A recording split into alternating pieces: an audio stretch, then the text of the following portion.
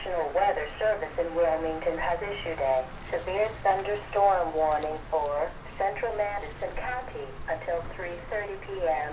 At 3:03 p.m., radar indicated a severe thunderstorm located over London, moving east at 40 miles an hour.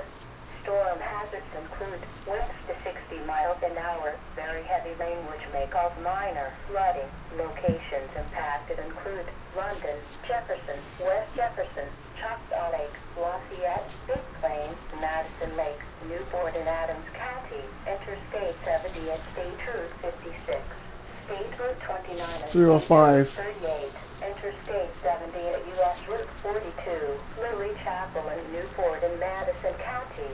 Seek shelter in a sturdy building. Stay away from windows and doors until the storm has passed. To report severe weather, go to our website at weather.gov/ILN and submit your report via social media when you can do so safely.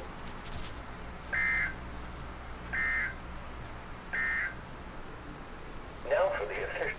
Well, folks, this is busy